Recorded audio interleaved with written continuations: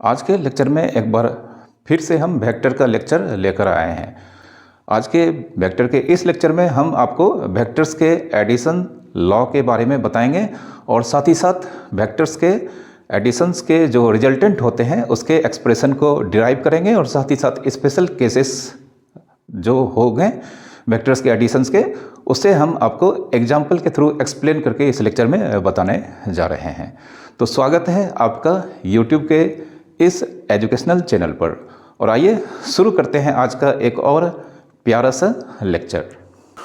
तो यहाँ पर आइए स्टार्ट करते हैं वेक्टर का addition law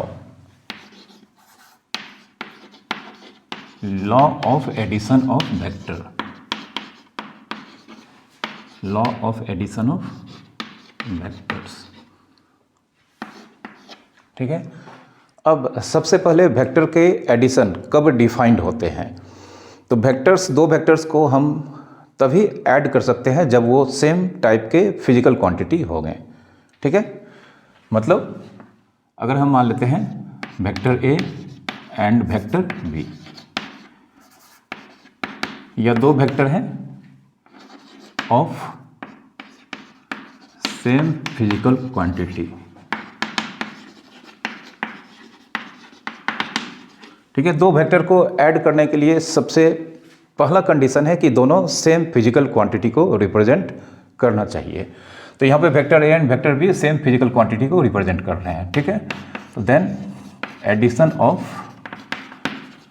vector A and vector B exists.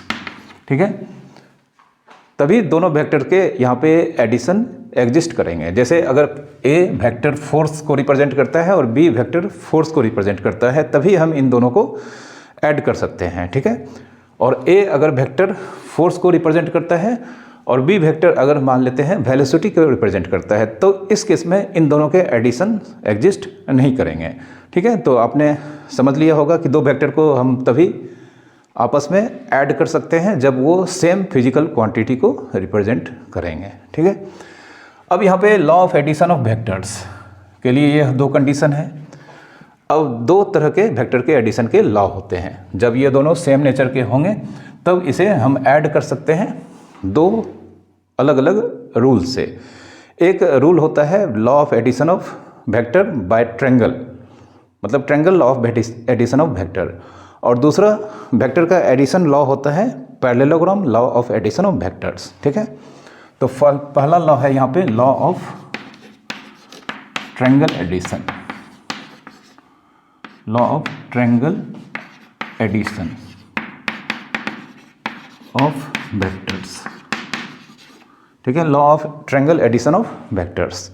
तो इसमें दो फ्री वेक्टर्स होंगे, सेम फिजिकल क्वांटिटी को रिप्रेजेंट करेंगे। तो यहाँ पे हम मान लेते हैं यह वेक्टर ए है और यह वेक्टर बी।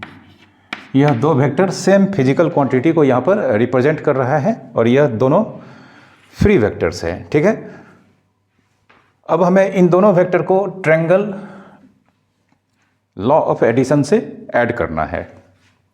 तो इसके लिए हमको इन दोनों फ्री वेक्टर्स को रीएडजस्ट करना होगा इस तरह से कि किसी एक वेक्टर का टर्मिनल पॉइंट और दूसरे वेक्टर का इनिशियल पॉइंट कोइंसाइड हो जाए। कोइंसाइड मतलब एक ही पॉइंट पे आ जाए। ठीक है, किसी एक वेक्टर का टर्मिनल पॉइंट और दूसरे वेक्टर का इनिशियल पॉइंट, ये दोनों कोइंसाइड हो जाए। तो सबसे पहले हम इसे रीएडजस्ट करते हैं। यहाँ पर यह वेक्टर हमारा वेक्टर ए है और इस वेक्टर को हम इस तरह से यहाँ पे रीएडजस्ट करते हैं। ठीक है, यहाँ से हम ले आते हैं।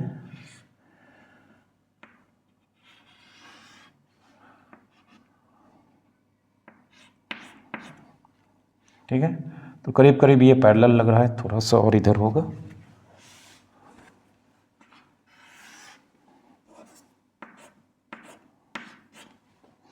ठीक है, ये दोनों वेक्टर पैरेलल लग रहा है, मतलब हम ए और बी को यहाँ पर हमने इस तरह से रीएडजस्ट किया कि वेक्टर ए का terminal point and vector B का इनिशियल पॉइंट, यह दोनों सेम पॉइंट इस पॉइंट पे आ गया। मतलब ये दोनों एक दूसरे, मतलब इसका फर्स्ट वेक्टर का टर्मिनल पॉइंट और वेक्टर ए का इनिशियल पॉइंट अब कॉन्साइड हो चुका है।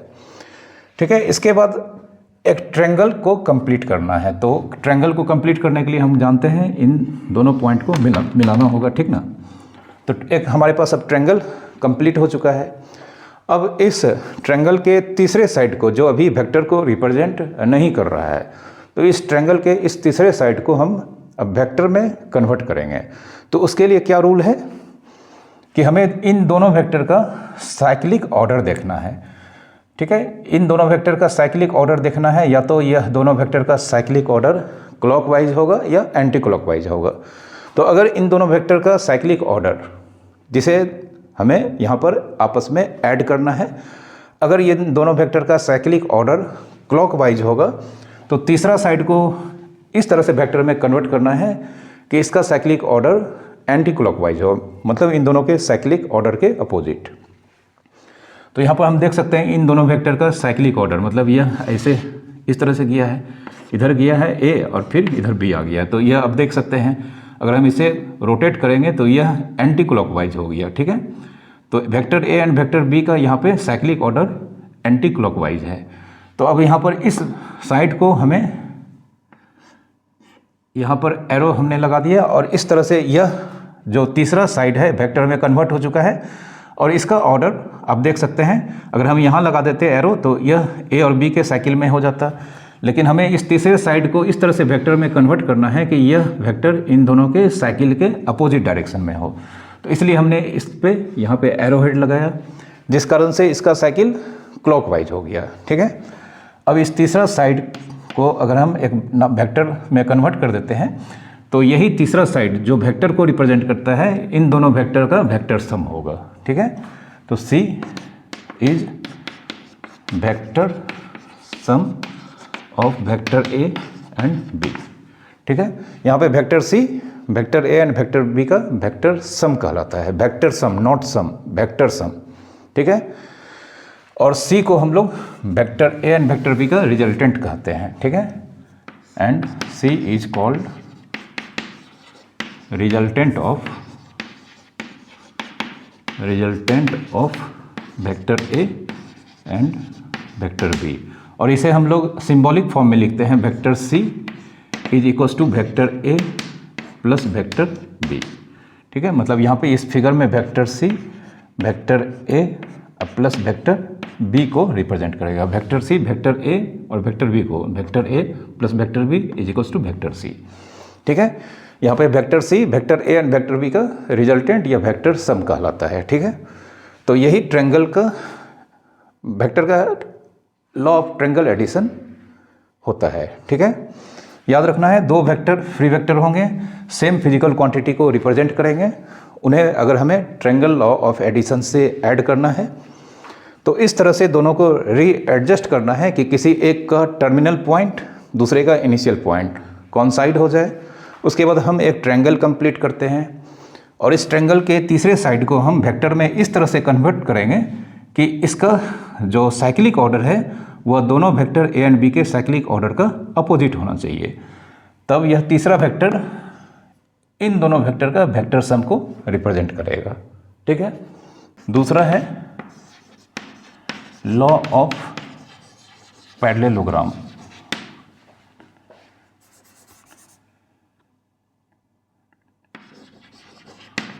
Law of parallelogram addition, law of parallelogram addition of vector. ठीक है, तो इसमें हम फिर से दो फ्री वेक्टर यहाँ पे एज्यूम करते हैं। ये वेक्टर मान लेते हैं वेक्टर A है, ठीक है, और ये एक वेक्टर लेते हैं वेक्टर B।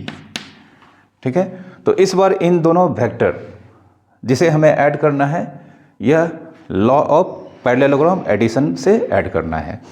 तो फिर से हम इसे इस तरह से रीएडजस्ट करेंगे कि सबसे पहले यह दो कोइनिशियल वेक्टर में कन्वर्ट हो जाए, उसके बाद एक पैरेललोग्राम फॉर्म करेंगे। तो आइए इन दोनों को सबसे पहले हम कोइनिशियल वेक्टर में कन्वर्ट करते हैं रीएडजस्ट करके। तो इसे हम, यह वेक्टर A को रिप्रेजेंट करता है और यह वेक्टर B को।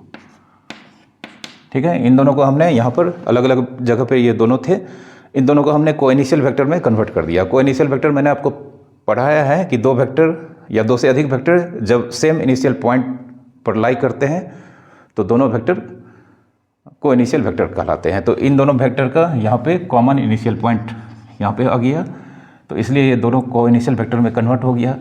अब हमें एक पैरेललोग्राम कंप्लीट करना है, तो यह हमने एक पैरेललोग्राम यहाँ पर कंप्लीट कर लिया है। ठीक है, अब हमें यहाँ पर पैरेललोग्राम में 2 डायगोनल होंगे, तो हमें उस डायगोनल को यहाँ पे ड्रॉ करना है जो इन दोनों वेक्टर के कॉमन इनिशियल पॉइंट से पास करता हो।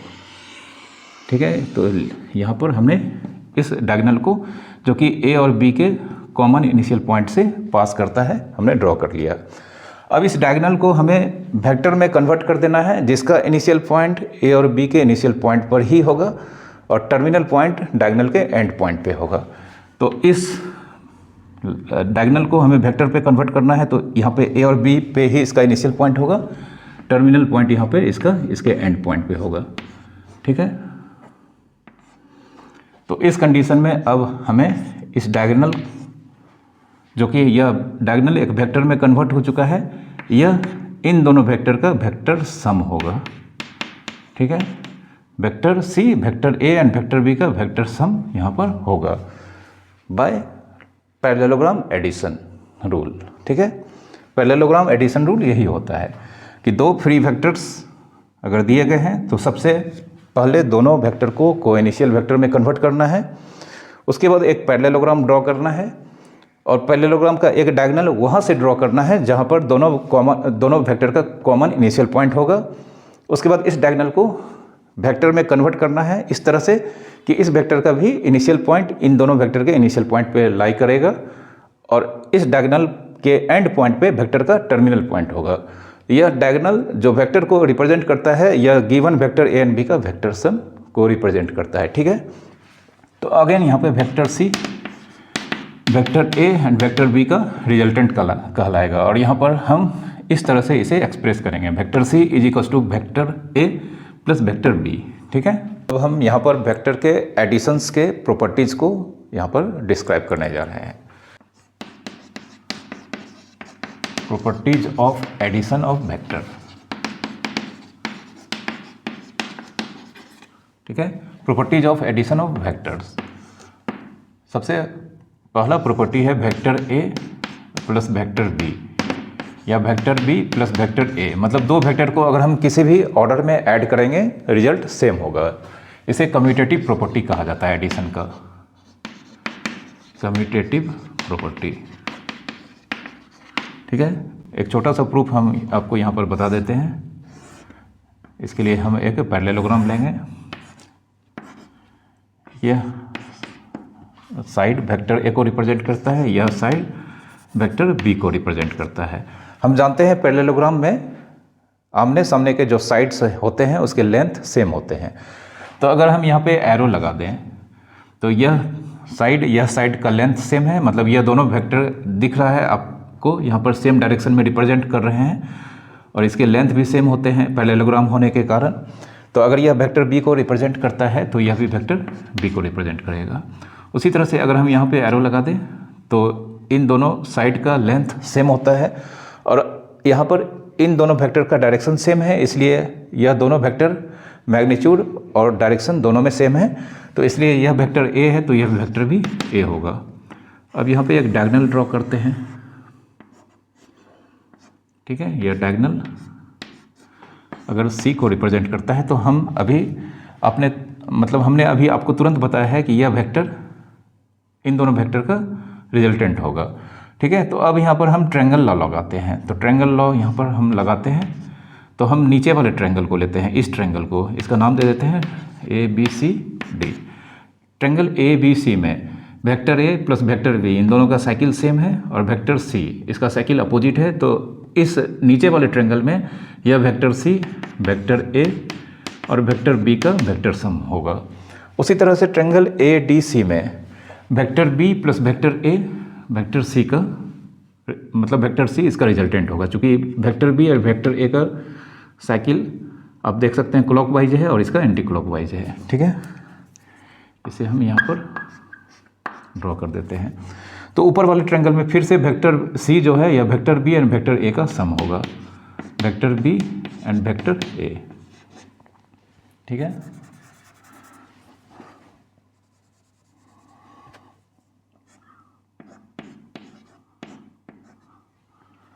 तो आप देख सकते हैं vector C vector A and vector B का सम है, vector C vector B and A का सम है, और यह दोनों सी के वेक्टर को रिप्रेजेंट करता है, तो इसलिए vector A plus B is equals to vector B plus A. ठीक है, यह कम्यूटेटिव प्रॉपर्टी को यहाँ पर जस्टिफाई करता है। ठीक है, दूसरा vector A plus vector B, मतलब दो वेक्टर ए एंड बी का रिजल्टेंट में अगर हम तीसरा वेक्टर सी ऐड करते हैं, या वेक्टर ए में बाद वाले दो वेक्टर का रिजल्टेंट को अगर हम ऐड करते हैं तो रिजल्ट सेम होता है। इसे एसोसिएटिव प्रॉपर्टी कहा जाता है। ठीक है, एसोसिएटिव प्रॉपर्टी। इसका भी यहाँ पर एक डायग्राम के थ्रू हम प्रूफ दे देते हैं आपको।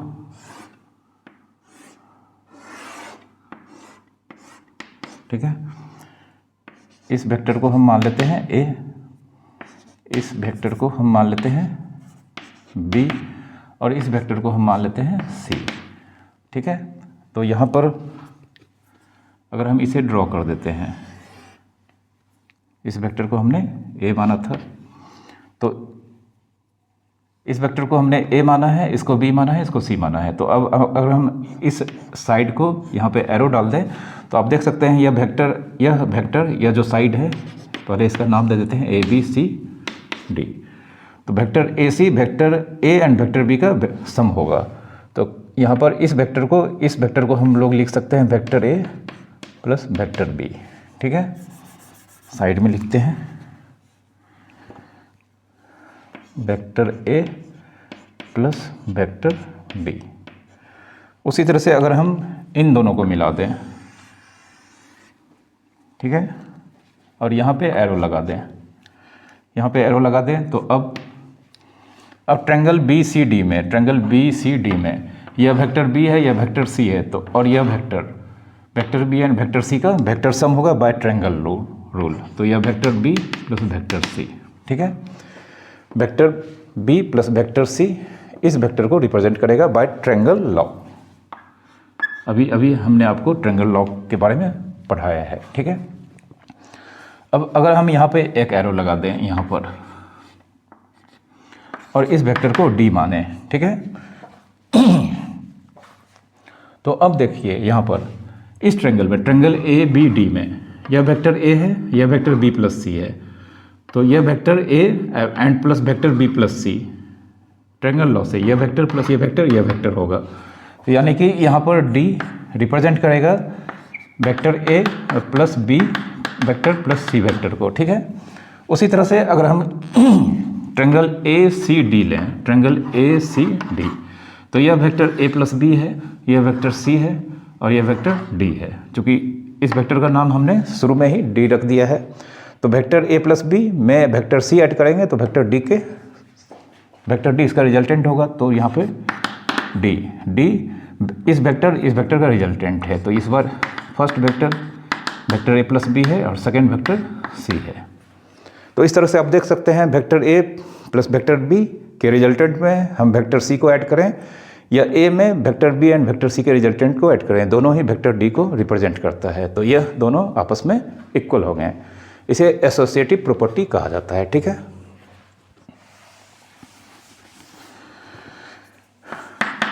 तीसरा, किसी भी वेक्टर में अगर हम नल वेक्टर को ऐड करते हैं तो इस पर किसी भी तरह का इफेक्ट नहीं पड़ता है। किसी भी वेक्टर में नल वेक्टर ऐड करते हैं तो यह वेक्टर अनचेंज्ड रहता है। ठीक है,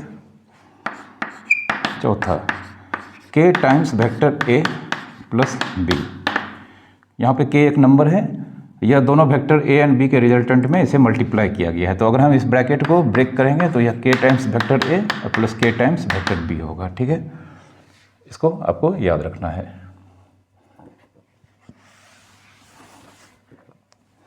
अब यहाँ पे नेक्स्ट पांचवा, vector A minus vector B, इसे हमें डिफाइन करना है। तो सबसे पहले यहाँ पर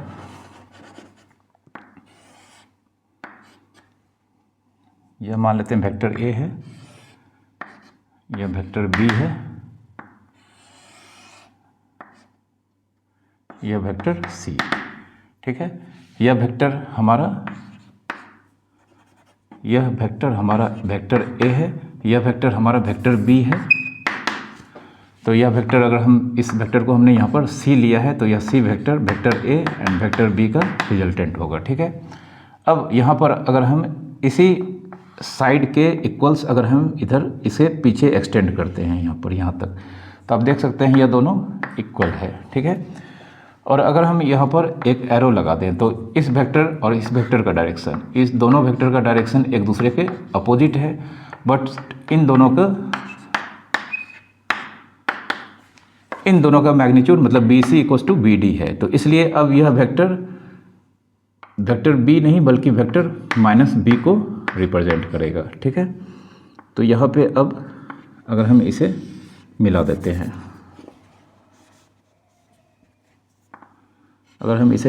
हैं, ठीक है, तो नीचे वाले ट्रायंगल में आप देख सकते हैं कि यह वेक्टर ए है, यह वेक्टर माइनस बी है। तो अगर हम यहाँ पे एरो लगा दें जिसका साइकिल वेक्टर ए और माइनस वेक्टर बी के अपोजिट है, तो यहाँ पर इस वेक्टर को अगर हम नाम दें ई, तो यह vector A plus minus vector B को रिप्रेजेंट करेगा, ठीक है। तो यहाँ पे E vector A plus vector minus B मतलब बी का अपोजिट वेक्टर को रिप्रेजेंट करेगा। तो therefore E equals to A vector plus minus B vector मतलब A vector minus B vector, ठीक है। मतलब यहाँ पे vector A minus vector B actual में दो वेक्टर का सम ही है। Vector A minus vector B actual में vector A and vector B का अपोजिट वेक्टर का वेक्टर सम है, ठीक है। इसे हम वेक्टर का डिफरेंस भी कहते हैं, called difference of vector A and vector B, ठीक है। Vector A and vector B के डिफरेंस को vector A minus vector B कहते हैं और इसका रिजल्टेंट भी वेक्टर होता है, ठीक है। आप अच्छे से समझ गए होंगे इसे। तो वेक्टर का डिफरेंस भी एक्चुअल में वेक्टर का एडिशन को ही रिप्रेजेंट करता है और यहाँ पर हमने ट्रायंगल लॉ ऑफ एडिशन से इसको जस्टिफाई किया है, ठीक है। अब कुछ प्रॉपर्टी और यहाँ पर आने वाले हैं।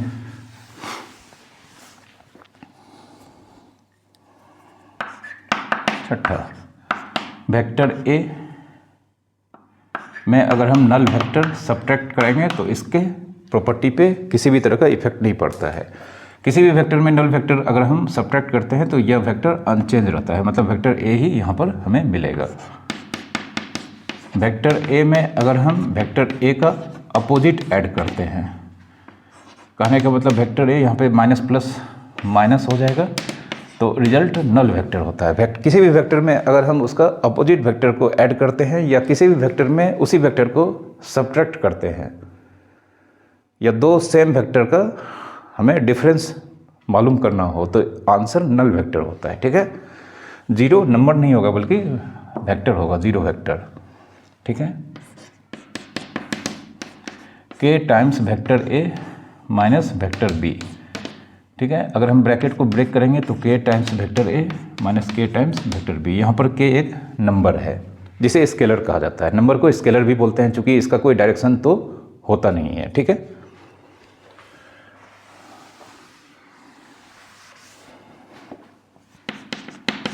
और अगर हम मान लेते हैं दो नंबर यहाँ पे m और n, यह दोनों एडिशन के फॉर्म में है और इन दोनों के एडिशन को अगर हमें वेक्टर से मल्टीप्लाई करना है तो ब्रैकेट ब्रेक करने पे हमें यहाँ पर m times vector a plus n times vector a मिलेगा और अगर यहाँ पे माइनस होगा तो यहाँ पे माइनस होगा, ठीक है। तो ये सारे प्रॉपर्टीज़ वेक्टर के एडिशंस के प्रॉपर्टीज़ को यहाँ पर रिप्रेजेंट करते हैं। अब हम वेक्टर के रिजल्टेंट का एक्सप्रेशन डिराइव करने जा रहे हैं। मतलब दो वेक्टर के वेक्टर सम अगर दिया गया है तो उस वेक्टर का जो कि रिजल्टेंट है उसका मैग्नीट्यूड क्या होगा और उसका डायरेक्शन क्या होगा, इसके लिए हम यहाँ पर डेरिवेशन यहाँ पर करने जा रहे हैं।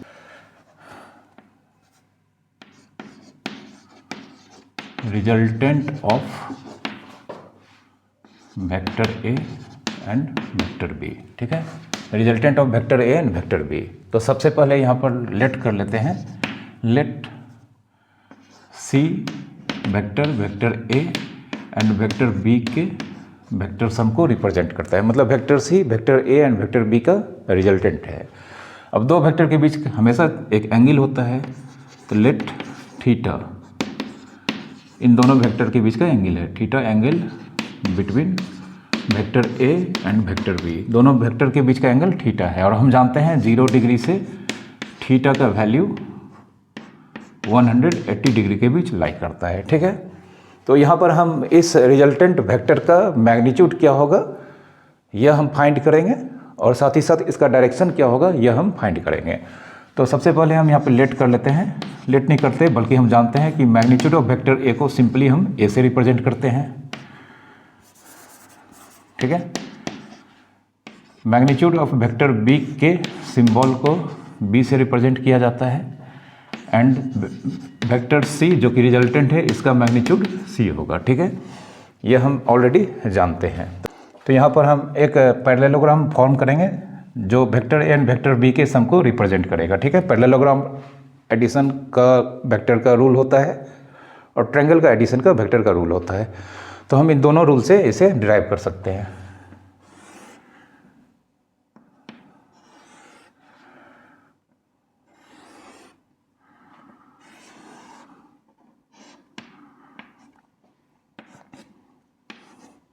इसे हम वेक्टर ए एज्यूम करते हैं, इसे वेक्टर बी, और यह दोनों के बीच का एंगल का दोनों वेक्टर ए एंड बी के बीच का एंगल थीटा है। और यह जानते हैं यह वेक्टर सी, ठीक है। यह जो डायगोनल होगा यह वेक्टर सी, दोनों vector A and vector B का वेक्टर सम होगा, ठीक है। तो यहाँ पर हम इस वेक्टर सी के रिजल्टेंट का मैग्नीट्यूड, मतलब वेक्टर सी जो रिजल्टेंट है इसका मैग्नीट्यूड फाइंड करेंगे। उसके लिए हम यहाँ पर triangle A B C, parallelogram A B C D लेते हैं, ठीक है। अब इसे हम एक्सटेंड करते हैं, साइड ए बी को हम बी की ओर एक्सटेंड करते हैं, ठीक है। उसके बाद हम यहाँ पर इस सी से परपेंडिकुलर ड्रॉ करते हैं इस एक्सटेंडेड पार्ट पे, ठीक है। इस सी से एक्सटेंडेड पार्ट पे हमने परपेंडिकुलर ड्रॉ कर दिया, ठीक है, यहाँ पे सी डी। अब जानते हैं यह साइड पैरेलल है और यह ट्रांसवर्सल है, तो यह एंगल थीटा है, तो यह एंगल भी थीटा होगा, कॉरस्पॉन्डिंग एंगल, ठीक है। यह साइड पैरेलल है, पैरेललोग्राम के अपोजिट साइड्स हैं, और यह ट्रांसवर्सल है, तो यह एंगल और यह एंगल कॉरस्पॉन्डिंग एंगल होंगे। यह आपने मैथमेटिक्स में क्लास 10th या 9th में ज़रूर पढ़ा होगा, ठीक है। अब यहाँ पर साइड ए बी,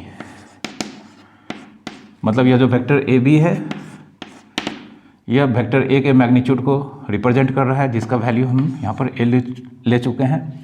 उसी तरह से बी सी ए डी के बराबर होगा, B C vector A D के मैग्नीट्यूड के बराबर होगा, और ए डी यहाँ पर वेक्टर बी को रिप्रेजेंट कर रहा है जो कि बी होगा, ठीक है। और वेक्टर ए सी जो कि रिजल्टेंट है इसका मैग्नीट्यूड वेक्टर सी के मैग्नीट्यूड सी को रिप्रेजेंट करेगा, ठीक है। मतलब यहाँ पे यह ए बी को रिप्रेजेंट करेगा, यह ए डी को रिप्रेजेंट करेगा, और यह ए सी को रिप्रेजेंट करेगा, ठीक है। ये सबको हमने यहाँ पे फाइंड कर लिया है, ठीक है। अब इस ट्रायंगल बी सी डी में हम यहाँ पर कुछ ट्रिग्नोमेट्री लगाएंगे, ठीक है। In triangle B C D, तो यहाँ पे लिखते हैं in triangle B C D, यह एंगल थीटा है, तो इस एंगल थीटा के लिए यह परपेंडिकुलर होगा और यह बेस होगा। तो सबसे पहले हम साइन थीटा निकालते हैं, तो साइन थीटा इस एंगल थीटा के लिए C D by B C होगा, C D by B C, ठीक है। अब साइन थीटा, सी डी हमें मालूम नहीं है, तो सी डी को हम सी डी रहने देते हैं और बी सी को हम इस तरफ ले आते हैं, तो बी सी इंटू हो जाएगा। और बी सी आप देख सकते हैं, बी सी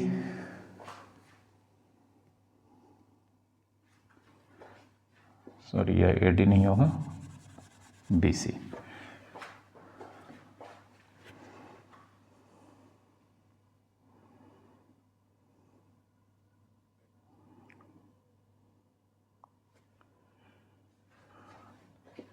हाँ बी सी ए डी के मैग्नीट्यूड को रिप्रेजेंट करेगा बी, ठीक है।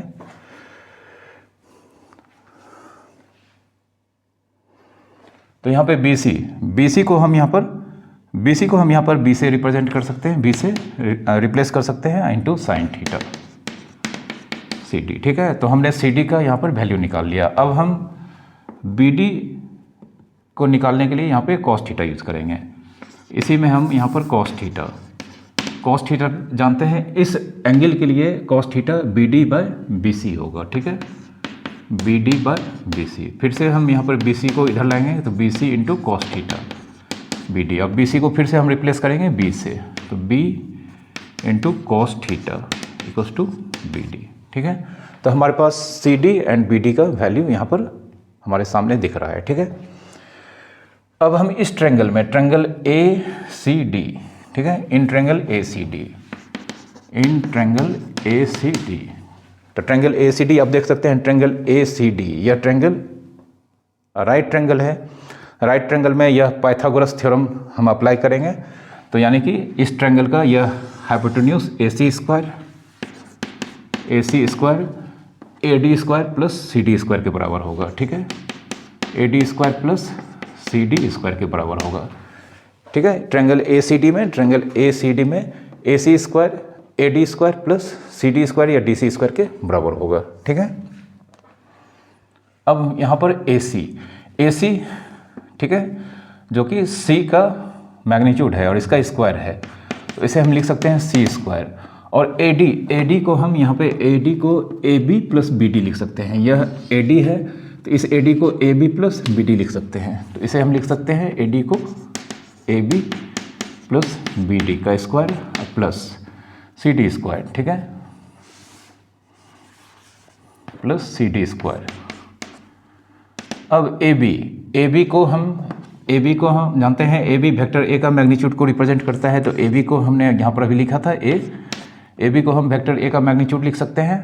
एंड BD हमने यहाँ पर निकाला है, ठीक है, BD यहाँ पर हमने अभी निकाला है B cos थीटा का होल स्क्वायर। और फिर CD हमारे पास यहाँ पर B sin theta, B into sine theta का स्क्वायर, जो कि CD स्क्वायर है, ठीक है, यह CD का स्क्वायर है। तो अब इसे A प्लस B का होल स्क्वायर पे ब्रेक करते हैं, तो A square plus B square cos square theta plus twice AB cos theta. और इसकी ब्रैकेट को अगर हम ब्रेक करेंगे तो यह हमारा plus B square sine square theta. इन दोनों से हम B स्क्वायर को कॉमन लेंगे, तो A square plus B square cos square theta plus sign square theta, ठीक है। इन दोनों से हमने B स्क्वायर कॉमन लिया, तो इसके पास cos स्क्वायर थीटा और इसके पास साइन स्क्वायर थीटा। अब plus twice AB sine theta, यह हम C स्क्वायर का वैल्यू निकाले हैं, तो C स्क्वायर यहाँ पर इन दोनों का सम 1 हो जाएगा, तो मतलब A square plus B square into 1 B square होगा plus twice AB cos theta. तो अब चूंकि हमें वेक्टर का रिजल्टेंट जो कि यहाँ पर C है, इसका मैग्नीट्यूड निकालना है, तो स्क्वायर को हमें यहाँ पर रिमूव करना होगा। तो स्क्वायर को अगर हम रिमूव करेंगे, स्क्वायर को रिमूव करने पर हमें therefore C equals to under root, square को रिमूव करेंगे तो इस RHS के ऊपर रूट लगाना होगा, तो C equals to A square plus B square plus twice AB cos theta. यह वेक्टर के रिजल्टेंट का हमने मैग्नीट्यूड का एक्सप्रेशन निकालना है। रिजल्टेंट वेक्टर C है और इसका मैग्नीट्यूड जानते हैं विदाउट एरो, जो कि C होगा, और यह इसके मैग्नीट्यूड के एक्सप्रेशन को रिप्रेजेंट करता है, इसे आपको याद रखना है, ठीक है। अब इसका डायरेक्शन कैसे निकालेंगे, इसके डायरेक्शन को हम यहाँ पर समझते हैं, ठीक है। तो किसी भी वेक्टर का डायरेक्शन या तो ईस्ट वेस्ट के इसके कॉम्बिनेशन से दिया जा सकता है या एक एंगल के थ्रू बताया जा सकता है। जैसे अगर हम मान लेते हैं इस वेक्टर का मैग्नीट्यूड, रिजल्टेंट का मैग्नीट्यूड C है, और अगर हम कहें कि यहाँ पे ये एक चौक है, मान लेते हैं 2 सेंटीमीटर, तो 2 सेंटीमीटर अगर हम A के साथ इस डायरेक्शन में रखेंगे तो एक वेक्टर को रिप्रेजेंट करेगा। अगर हम 90 डिग्री से टर्न कर देंगे तो यह एक दूसरे वेक्टर को रिप्रेजेंट करेगा। मैग्नीट्यूड तो 2 सेंटीमीटर ही होगा, बट ये एक डिफरेंट डायरेक्शन में है। तो अगर हम 2 सेंटीमीटर और 30 डिग्री ऊपर की ओर लाके फिक्स कर दें तो यह एक परफेक्ट वेक्टर को रिप्रेजेंट करेगा, यूनिक वेक्टर को। तो इसका मैग्नीट्यूड इसके लेंथ को रिप्रेजेंट करता है और A के साथ 30 डिग्री इसके डायरेक्शन को रिप्रेजेंट करेगा, ठीक है।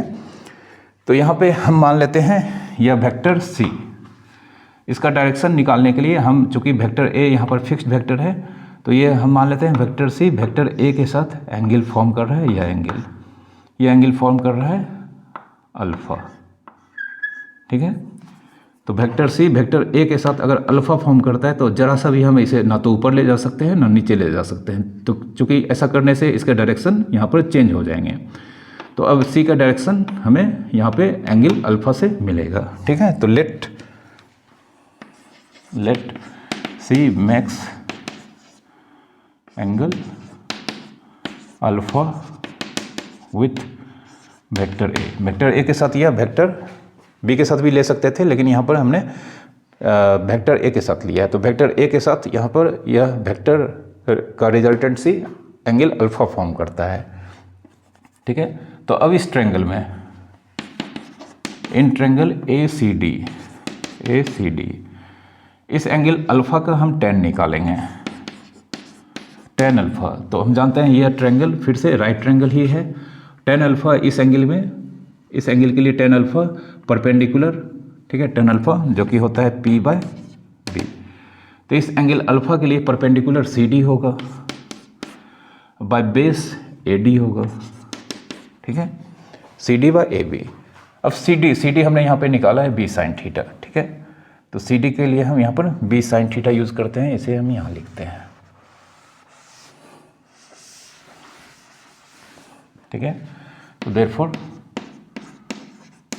tan अल्फ़ा CD को हम लिखेंगे B sin theta bye AD को फिर से हम AD को AB प्लस BD लिखेंगे, AB प्लस BD।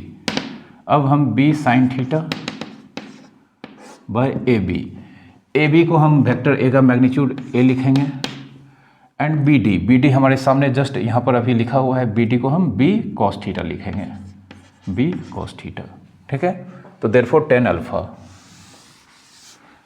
देयरफॉर हमारे पास tan alpha, therefore tan alpha, हम इस फार्मूला को अब याद रखेंगे, B sin theta by A plus B cos theta, ठीक है। इससे हम अल्फ़ा निकाल सकते हैं, alpha equals to tan inverse हो जाएगा, यानी कि therefore alpha equals to tan inverse B sin theta by A plus B cos theta, ठीक है। तो ये आपको याद नहीं रखना है, ये याद रखना है। अब जैसे हम tan अल्फ़ा इधर कैलकुलेशन करके कुछ आता है हमें 3/4 या 4/5, तो alpha equals to tan inverse 3/4 हो जाएगा, ठीक है। इस फार्मूला को याद रखना है, ठीक है। tan अल्फ़ा B का magnitude into sine theta upon vector A का मैग्नीट्यूड प्लस B का मैग्नीट्यूड इस बार cos थीटा के साथ, ये याद रखना है। तो यह रिजल्टेंट का मैग्नीट्यूड हो गया और यह रिजल्टेंट का डायरेक्शन, इन दोनों फार्मूला को आपको याद रखना है, ठीक है। अब हम यहाँ पर इसके कुछ स्पेशल केसेस को यहाँ पर आपको बताने जा रहे हैं, ठीक है। आइए अब वेक्टर के रिजल्टेंट्स के कुछ स्पेशल केसेस को यहाँ पर हम आपको बताने जा रहे हैं। इससे बहुत ही अच्छे न्यूमेरिकल्स सॉल्व किए जा सकते हैं और इस पे बेस्ड अच्छे न्यूमेरिकल्स आपके कॉम्पिटिटिव एग्ज़ाम जो कि नीट में या बोर्ड एग्ज़ाम में पूछे जा सकते हैं, ठीक है। तो सबसे पहले हम यहाँ पर एज्यूम कर लेते हैं, let vector R equals to vector A plus vector B। यहाँ पे vector A and vector B का रिजल्टेंट वेक्टर R है, ठीक है। तो देन जानते हैं इस वेक्टर रिजल्टेंट R का magnitude A square plus B square plus twice AB cos theta और इसके ऊपर रूट होगा, ठीक है। And tan alpha B sin theta upon A plus B cos theta, यह होगा, ठीक है। एक डायग्राम हम बना देते हैं यहाँ पे।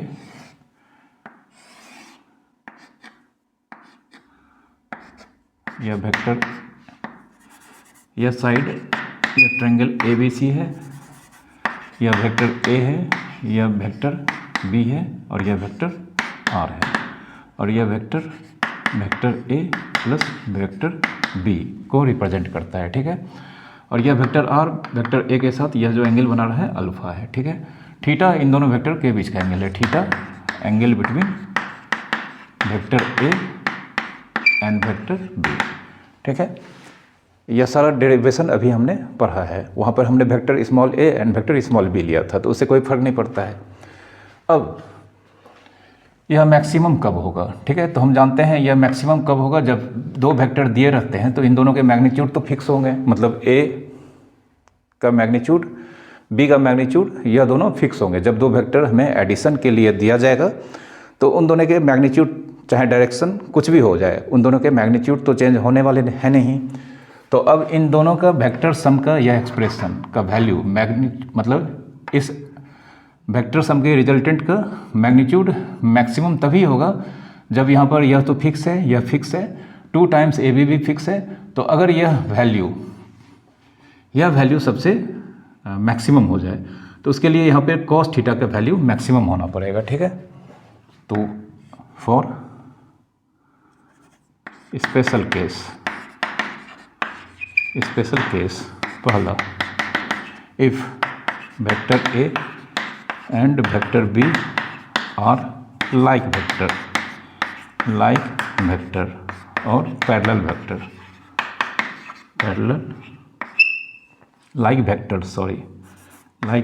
और पैरेलल वेक्टर्स। तो इस केस में जानते हैं यह वेक्टर अगर ए होगा तो यह वेक्टर बी होगा। दोनों के डायरेक्शन यहाँ पर सेम में होंगे, तो लाइक वेक्टर में सेम डायरेक्शन होता है।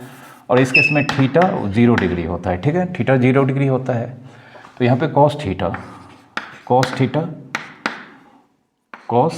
0 डिग्री 1, जो कि maximum value of cos theta होता है। कॉस थीटा का मैक्सिमम वैल्यू 1 होता है। अब चूंकि यहाँ पे कॉस थीटा का मैक्सिमम वैल्यू यहाँ पे यूज़ होगा, इसलिए इस केस में जो रिजल्टेंट होगा वो मैक्सिमम होगा, ठीक है। तो therefore R equals to A square plus B square plus twice A B into cos theta का वैल्यू 1। तो ये जानते हैं हम A square plus B square plus 2ab, जो कि ए प्लस बी का होल स्क्वायर होता है, ठीक है। तो ultimately R equals to vector A and vector B का मैग्नीट्यूड का सम होगा, ठीक है। और इस केस में हियर R जो होगा यह R मैक्सिमम। इस केस में यह जो रिजल्टेंट है जो कि vector A and vector B का जस्ट मैग्नीट्यूड का सम है, इस केस में यह रिजल्टेंट इन दोनों वेक्टर के वेक्टर सम का मैक्सिमम मैग्नीट्यूड वाला वेक्टर होगा, ठीक है। तो कह सकते हैं देयरफॉर R रिजल्टेंट का मैक्सिमम मैग्नीट्यूड, वेक्टर ए का मैग्नीट्यूड एंड वेक्टर बी का मैग्नीट्यूड का सम, जब दोनों वेक्टर कॉलिनियर वेक्टर होंगे, ठीक है। अब इस केस में यहाँ पर अल्फा मतलब वेक्टर के रिजल्टेंट का डायरेक्शन निकालना है, जो कि vector A and vector B की ओर ही होगा। हम फाइंड कर लेते हैं।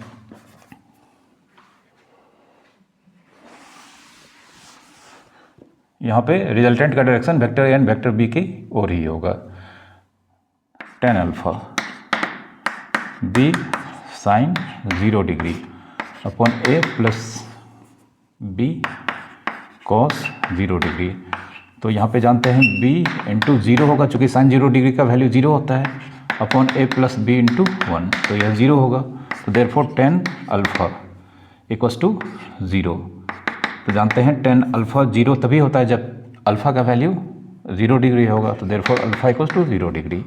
तो कहने का मतलब अगर यह वेक्टर ए है, यह वेक्टर बी है, तो इस केस में R दोनों का रिजल्टेंट, यह भी दोनों वेक्टर ए एंड बी के डायरेक्शन में ही होगा। और इस केस में इसका मैग्नीट्यूड इन दोनों के जस्ट मैग्नीट्यूड का सम हम ऐड कर देंगे, इसके इक्वल्स होगा।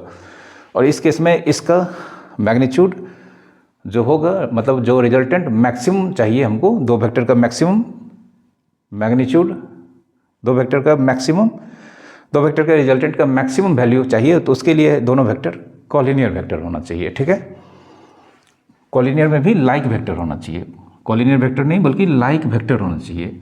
दो वेक्टर का रिजल्टेंट मैक्सिमम हो, उसके रिजल्टेंट का मैग्नीट्यूड मैक्सिमम हो, उसके लिए दोनों वेक्टर लाइक वेक्टर या पैरेलल वेक्टर होने चाहिए। और इस केस में जो मैक्सिमम मैग्नीट्यूड का वेक्टर होता है, इसका भी डायरेक्शन दोनों वेक्टर के डायरेक्शन में ही होता है। ठीक है, यह फर्स्ट केस हो गया।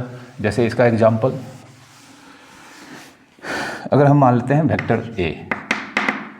वेक्टर ए का मैग्नीट्यूड अगर हम मान लेते हैं 5 units and B equals to मान लेते हैं twice A and C equals to मान लेते हैं 5 टाइम्स ए।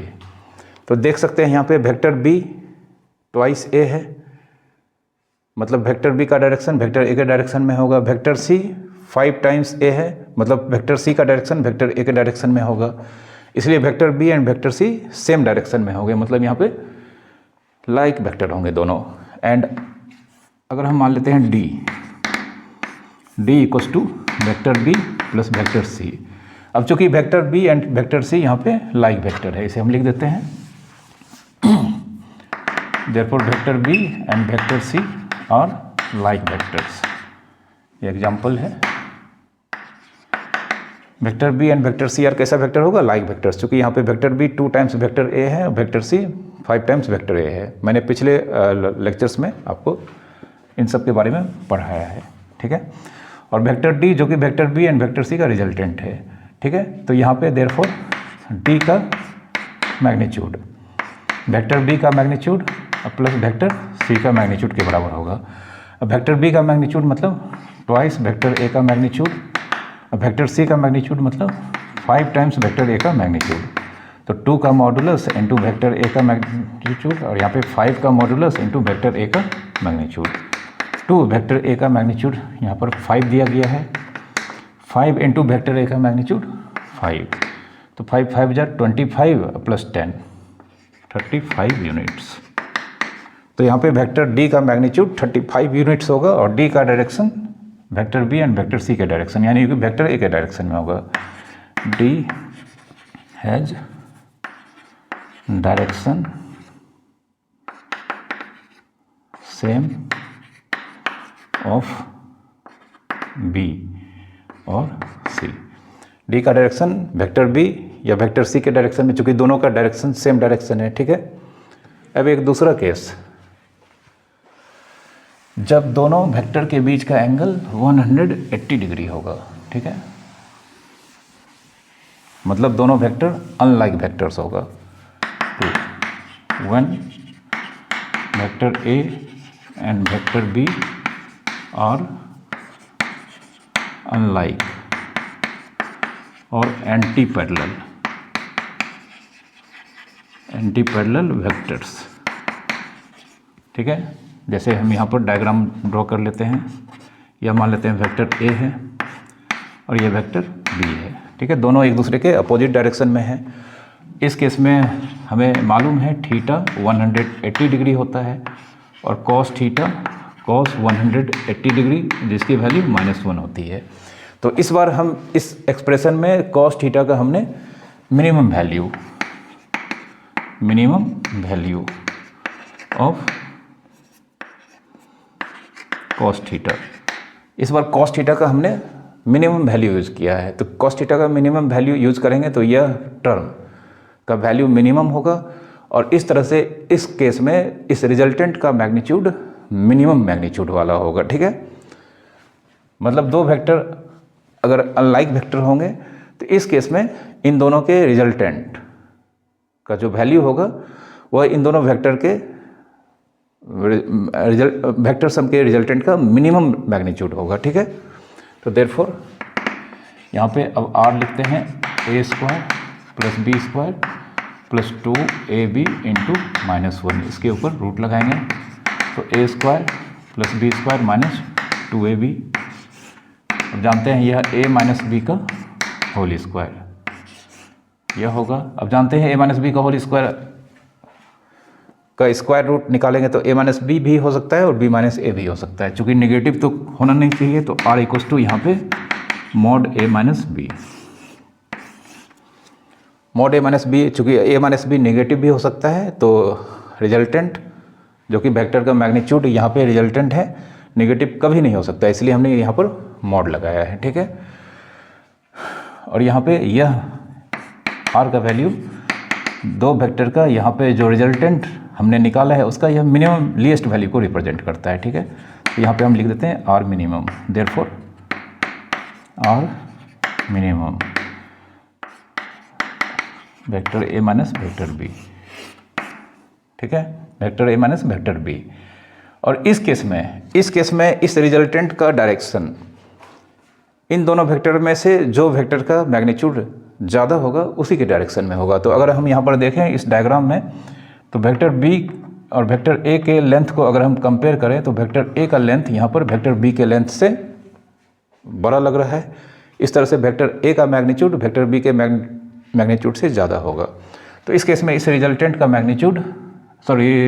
डायरेक्शन इन दोनों वेक्टर के में जो ज़्यादा मैग्नीट्यूड वाला वेक्टर होगा उसी के डायरेक्शन में होगा। तो आर का डायरेक्शन इस कंडीशन में वेक्टर ए के डायरेक्शन में होगा, ठीक है, वेक्टर ए के डायरेक्शन में होगा। जैसे इसका एग्जांपल, जैसे अगर हम मान लेते हैं यह एक कार है और एक आदमी इसे इस तरफ 50 न्यूटन से खींच रहा है और एक दूसरा आदमी इसे इस तरफ 30 न्यूटन से खींच रहा है।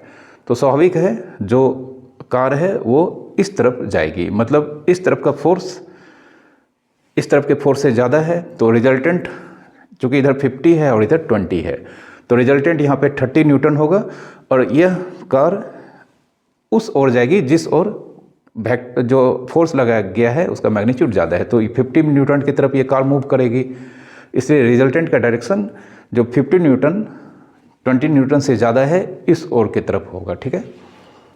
इसलिए हमने यहाँ पर रिजल्टेंट का डायरेक्शन वेक्टर ए के डायरेक्शन में रखा है, ठीक है।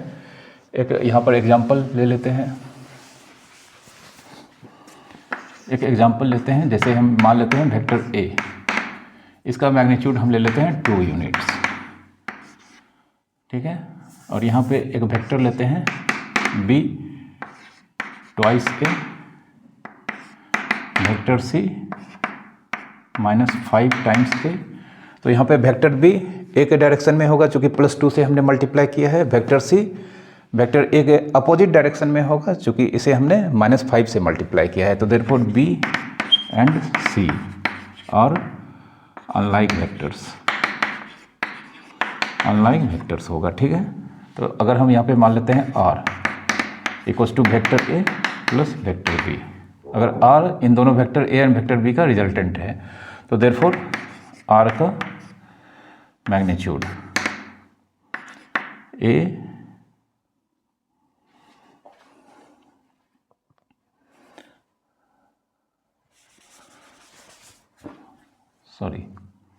तो यहाँ पे vector B and vector C unlike vectors हैं। अगर हम यहाँ पे मान लेते हैं D vector B and vector C का वेक्टर सम है, vector B and vector C का सम है, तो यहाँ पे डी का मैग्नीट्यूड बराबर बी माइनस सी का मैग्नीट्यूड का मॉडुलस होगा, ठीक है। डी का मैग्नीट्यूड वेक्टर बी एंड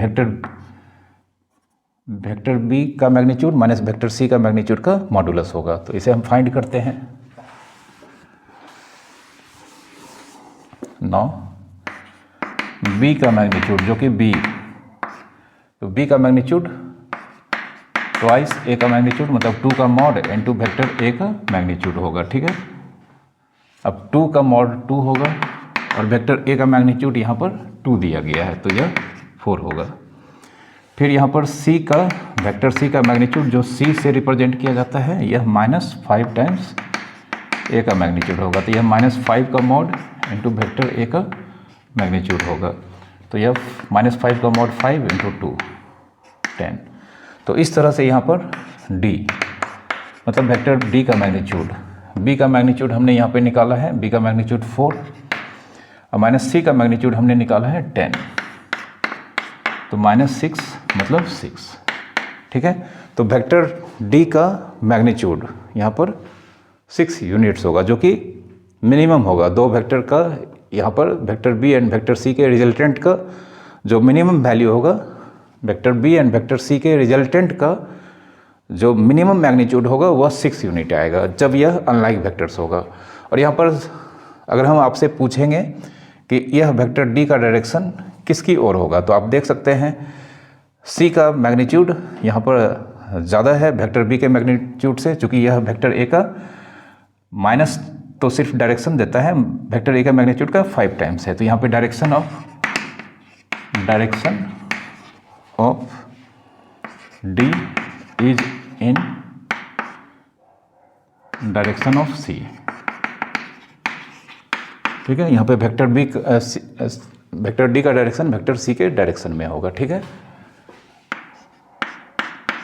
क्योंकि यह सी का मैग्नीट्यूड वेक्टर बी के मैग्नीट्यूड से ज़्यादा है। ठीक है,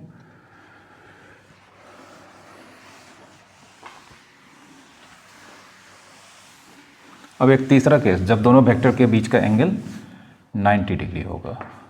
तीसरा, when theta 90 degree, that is vector A and B are perpendicular.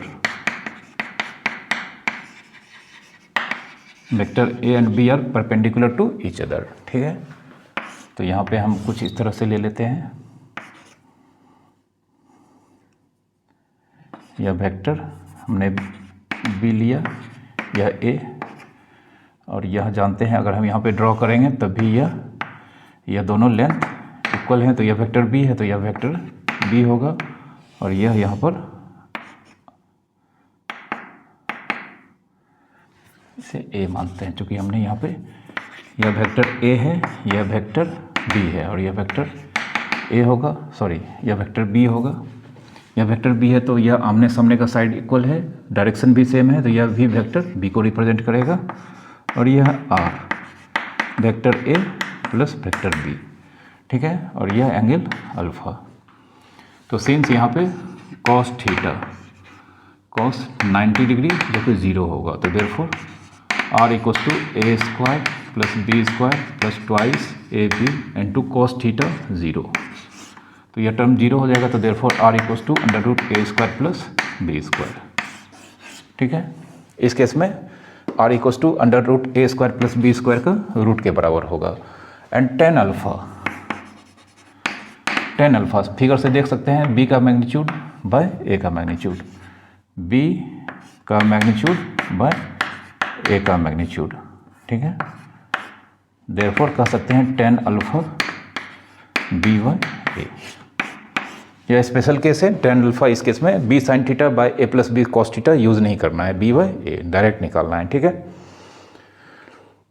तो ये थे आज के वेक्टर्स के एडिशंस एंड इसके प्रॉपर्टीज़ के यहाँ पर फैक्ट्स। तो उम्मीद करता हूँ कि आपको सारे फैक्ट्स अच्छे से समझ में आए होंगे। आप पूरे लेक्चर को बिना स्किप करके देखेंगे, और साथ ही साथ ये सारे फैक्ट्स एंड कॉन्सेप्ट्स के नोट आप एक बार मैं फिर से कह रहा हूँ कि आप नोट ज़रूर बनाएंगे। जब तक आप अपना नोट्स नहीं बनाते हैं तो पढ़ने का कोई फ़ायदा नहीं होगा। तो वीडियो अगर पसंद आया हो तो इसे लाइक ज़रूर कर देना, और चैनल को अगर आपने अभी तक सब्सक्राइब नहीं किया है तो प्लीज़ चैनल को सब्सक्राइब कर लें, और साथ ही साथ वीडियोज़ को शेयर करें। Thank you very much for watching.